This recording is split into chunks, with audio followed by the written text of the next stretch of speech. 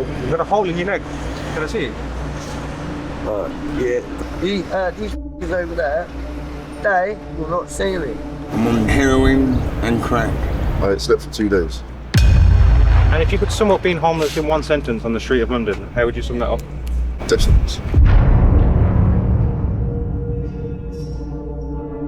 A couple of times we woke up next to dead bodies, like near us. I remember one night, we woke up in the morning, the guy's been dead for hours.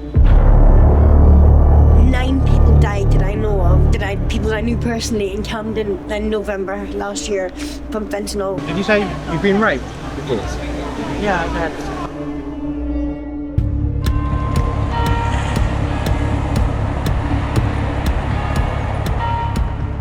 And what's your name, brother? My name's Jason. Jason, Aaron. Nice to meet you. Nice to meet you, Jason. Tell me about your situation. So, are you currently homeless? At the moment I'm homeless. I come out of prison. Got out of prison last year. I've been trying to get accommodation. It's just hard out here. How long have you been homeless for? On and off for maybe 2-3 years. 2-3 years, yeah. And when you was in prison, what did you go to prison for, Jason? Violence, drugs. And I guess, how's your life taken a path that it's gone down that route, if that makes sense? Like, what was the trigger? To tell you the truth, I don't really know. It's mixing around the wrong crowd, peer pressure, stuff like that. And have you got any family at the moment? Yeah, I've got them. Are they aware of the situation, Jason? Yeah, they're very aware. I'm the black sheep of the family. You know? I don't want to be the black sheep of the family, but it's just the way it is at the moment.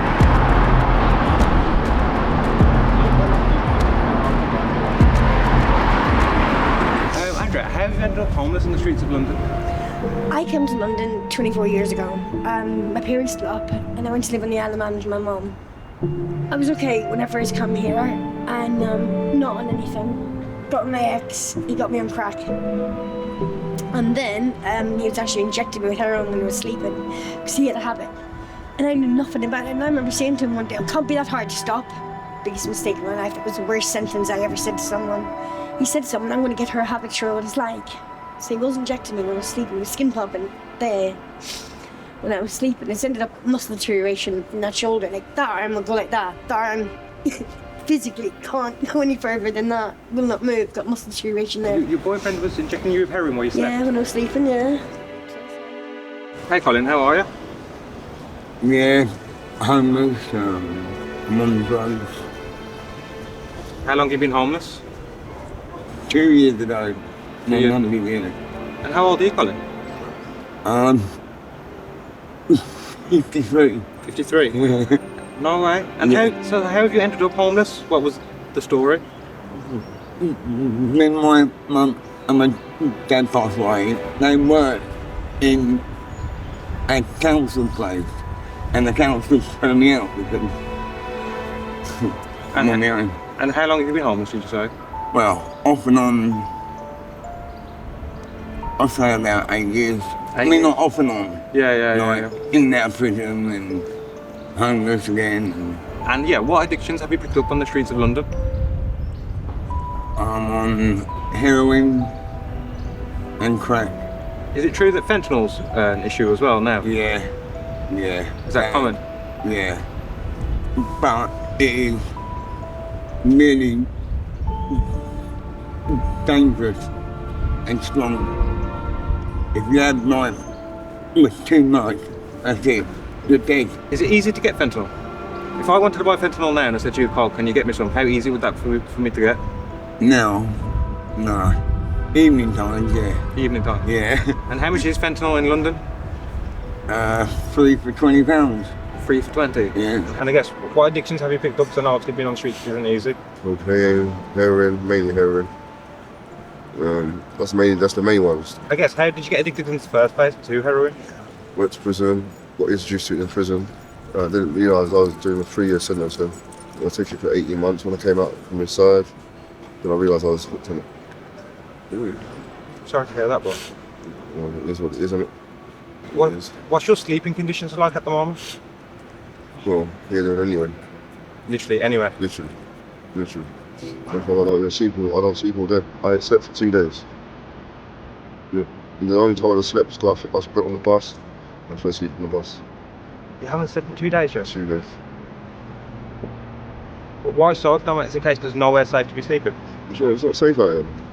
Cold, like, I get so cold my hands. That's all. Do you see a way out of this situation? I do, my dog. On my ID, Have you lost many friends to oldies? yeah, too, yeah. I've say altogether 3 or 4. Other person earlier after their day, like he came around and looked at me. He what? Yes, Spat at you? yeah, You had someone for change this morning and he spat on you? yeah. How often do things like that happen? Like 3 times a week. You get spat on about 3 times a week? Well, and I've had all my clothes stolen and my sleeping bag, everything.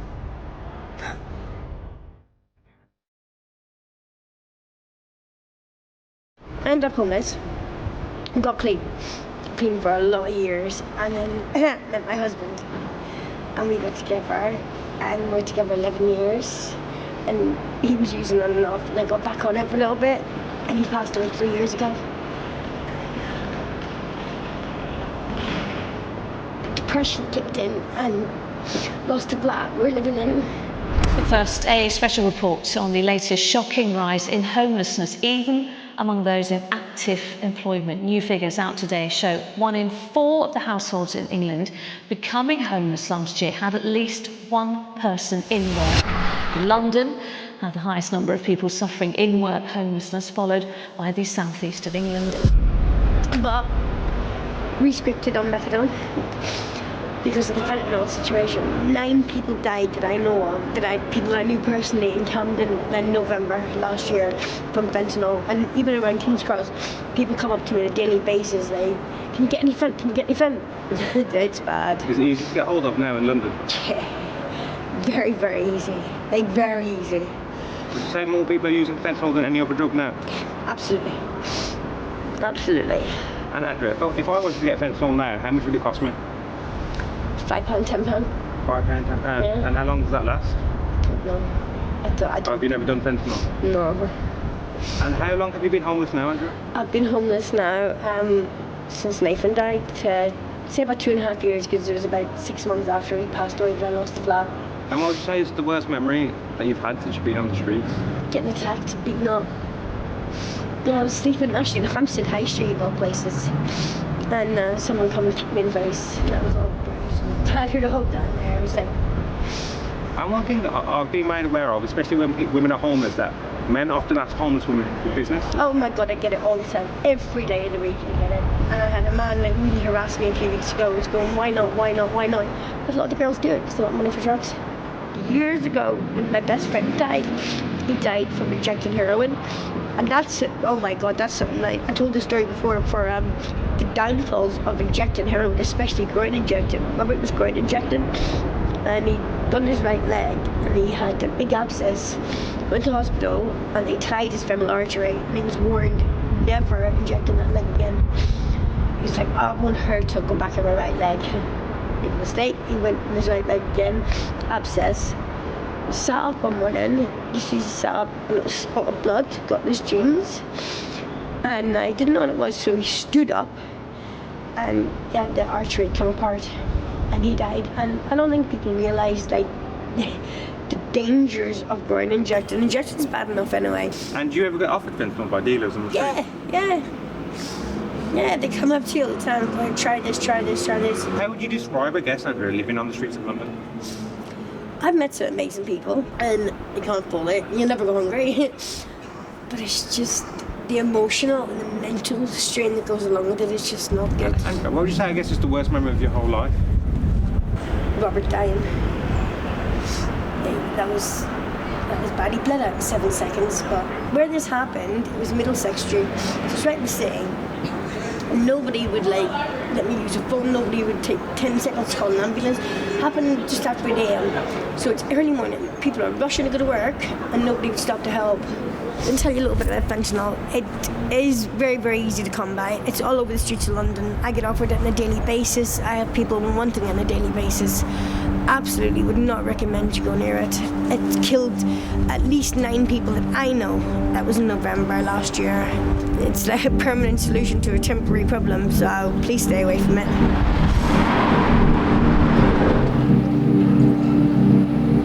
In your life at the moment, what's considered a good day? I've got £200 in my pocket, I've got my drugs, and sunny day. What's a bad day for you? Bad day when it's pissing down with rain. Stop by the feds and go in the shop, like people are looking at you like, you're gonna rob them, or you're gonna rob the shop. That's what pisses me off. That's somebody set a light on their sleeping bag. Someone set a light in their sleeping bag.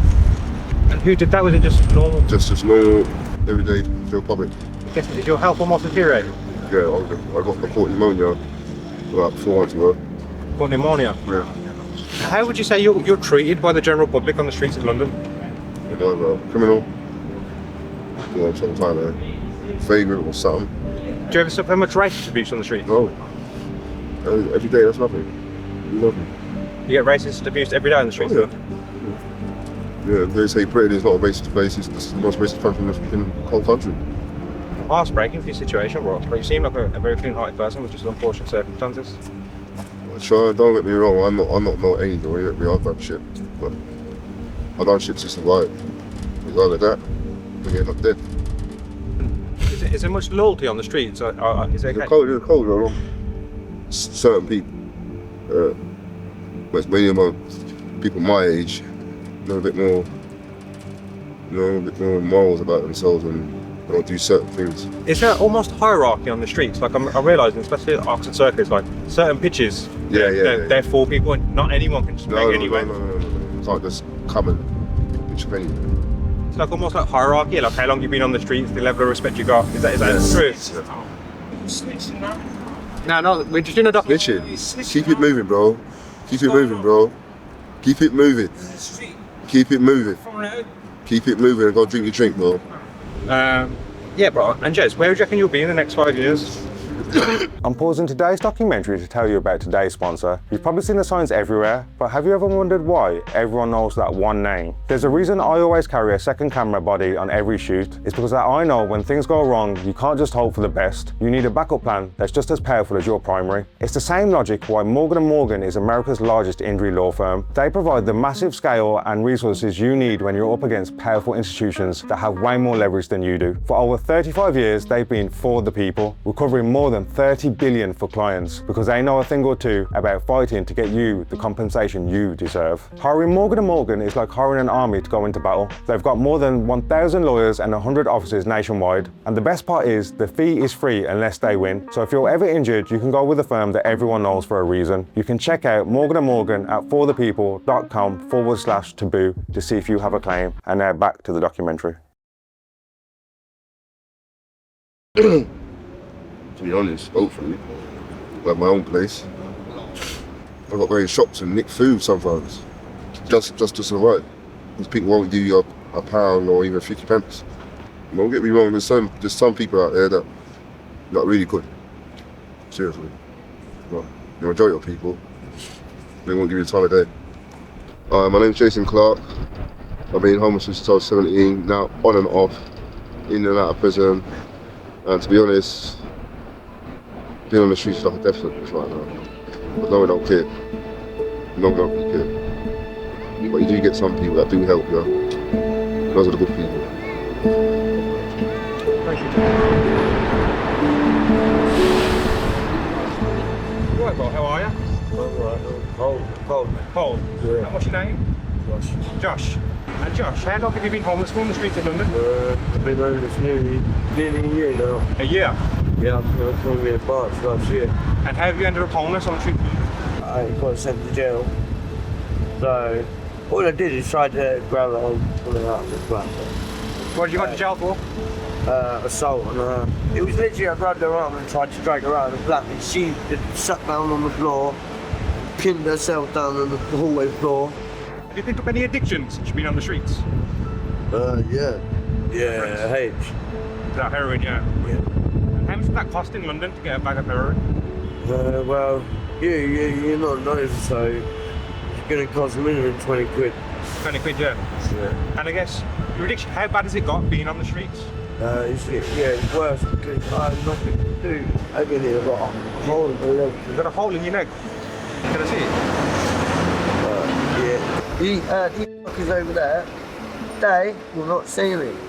Look. It's not good, man. Look. Yeah. And the hospital still don't see me. They know I've got this.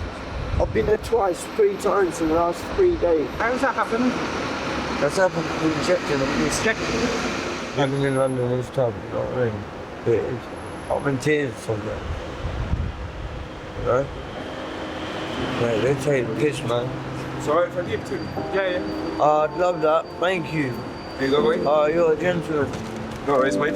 Thank you. Have a good day. Thank you very much. Thank you.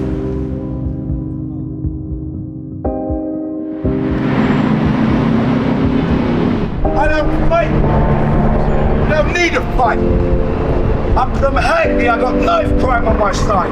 So keep riding the bus and threatening me over, do I got valid ID when I got money? It's Ramadan tomorrow.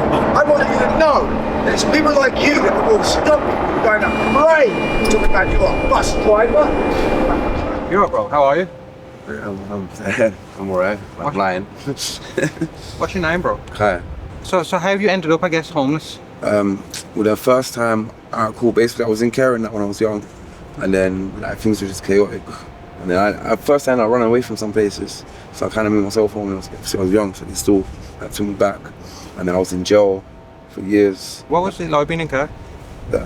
Some places were alright, but most of them were pretty. Obviously, I'm young in it, so being lonely, getting moved about. Certain people they didn't go, they didn't care. Like one of them I remember, like, they didn't even give me no food, nothing. Like she made me a sandwich like once a day. You know what I mean? I'm like 15 years old, like just turning 16, I think. I didn't want to stay there, and I'm leaving there. And then I didn't tell no one. I slept on the streets that night, no blanket, nothing, just on some grass, like on some little roundabout. I remember exactly. I woke up with a deer, you know them little munch that deers in the country, little aliens. Woke up with that in front of me. I was in jail. That's it. I was in the aftercare with the aftercare team, social services, and then my social worker come see me. And I basically said they cut off support when I was in jail, come visit me in jail. Okay, what was you in jail for? The first time, robberies, assault, like a lot of different things. Mainly either like situations that go out of hand, fights or whatever. And then I guess, how have you ended up on the streets? How did that happen? What was... The first time I ended up homeless, basically I was with some girl, and that happened with the like cutting off support. They gave me emergency B&B, not staying there. I'm all depressed and trying to speak with my family. I just come out of jail. And instead of being positive and trying to meet again, I've been depressed and just kind of locked off from my friends as well. So I was far from them. And shit just went downhill further and further. And then I went and started smoking. It's just gone from there. And then I've hidden away from my friends, family. I got clean for like 5 years and then I relapsed. So what are you on at the moment, Kai? Austin Mac. Well, I'm trying to get clean. Obviously, I'm meant to be on a script, but I messed up with that. It's difficult to. And what I'm hearing, so at the moment, Kai, it's becoming common knowledge that fentanyl is on the streets of London now. Yeah. Obviously, you must have heard about it in America now. But that's obviously because that's what's one of the things that made it more difficult for me to get clean. Fentanyl. Because mixing that, taking that, obviously it's like it's different, isn't it? It's like I guess it's probably like weed and spice, you get me? Because I've done a few interviews so far already, and everyone's saying to me, people are dying from fentanyl. Yeah. I've known people that have died, like actually known them and heard them, like been told, oh, this person's died. Is it becoming a problem, would you say, in London? Yeah, I guess so. As much as cracking heroin is already a problem, and class A drugs, everything it brings. But I think this is more a problem for the addicts. You might go to someone and buy heroin, and you'll get given fentanyl. You might give more fentanyl, even heroin. So these days, it's a case if you're home, you really don't know what you're buying. Yeah, you don't have any idea what you're buying. Just anything. Kai, on the streets of London, since you've been on the streets of London, what would you say is the craziest thing or the worst thing that you've witnessed? A couple of times we woke up next to dead bodies, near us. I remember one night, we woke up in the morning, the guy's been dead for hours. Like most of the night, I'm pretty sure like these guys been dead. We didn't even realise. The guy's partner tried to wake him up. I was just there stiff.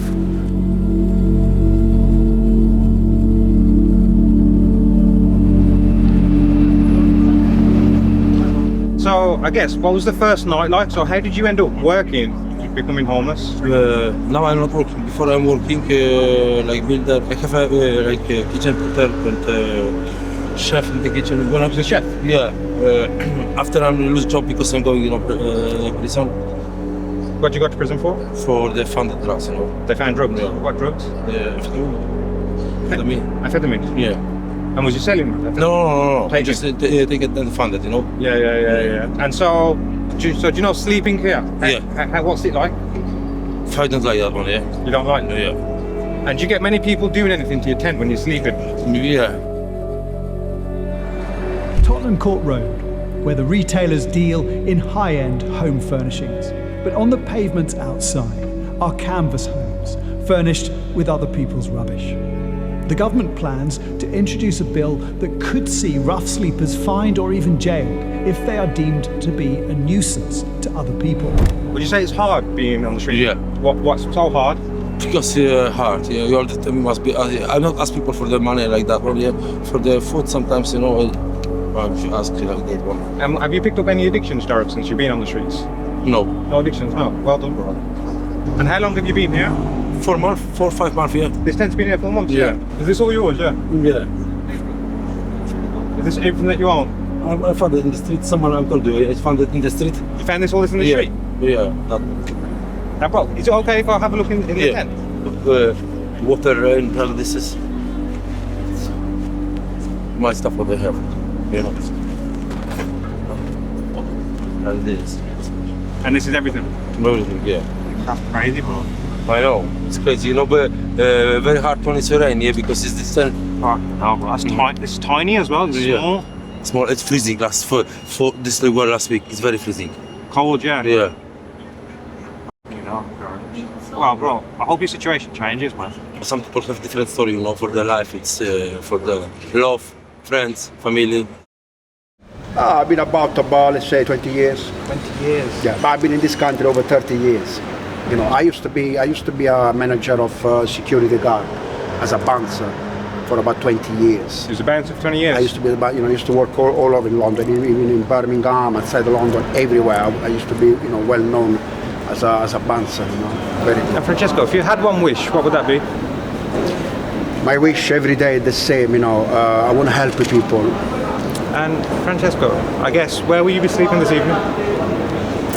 Wherever God will lead me, wherever the Lord will lead me, I will follow them. I will follow them.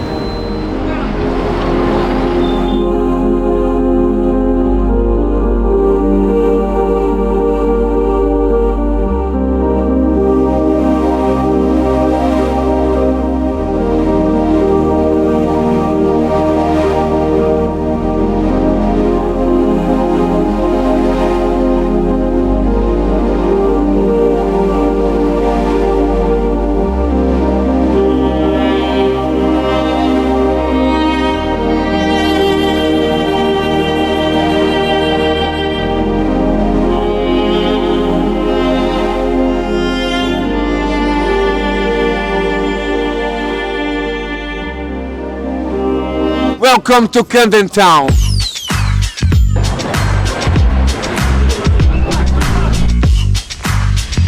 That just shakes my tune on my phone. I mess about now.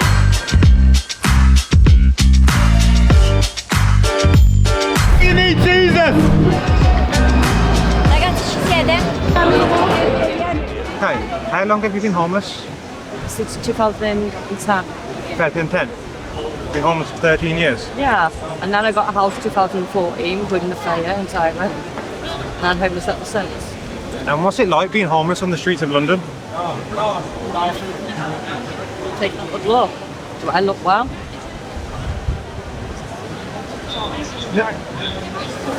And what's a day in the life like you at the moment? They won't let me watch nothing. When was the last time you had a wash? They send me to Women of the Well in King's Cross. They throw me around the bathroom. And you believe my aunt? They're washing me all the time. It's not okay. No, I'm scared. Have you picked up any addiction as well, then? I'm just smoking cigarettes because no one gives us food. When I get money, I'm trying to buy clothes. They won't let me buy clothes because I just have to drink, smoke, and bite. The guys ask you for business because I know being homeless woman. Yeah, it does a lot of that, but I'm not doing that. But I have been forced to do that when they take over, dance, rip up clothes, cut. What do you mean? And then they're over you and they dribble. What do you mean, sorry, then? That's what they do. Real life. Right. Even on the man. Will touch, stay attached to that. When you say that, you mean being raped on the street? Yeah. When did that happen? Shouting. Shouting? No, but did you say you've been raped before? Yeah, I did. On the streets of London? You okay? Are you sure? Yeah. Yeah, I don't want to do that.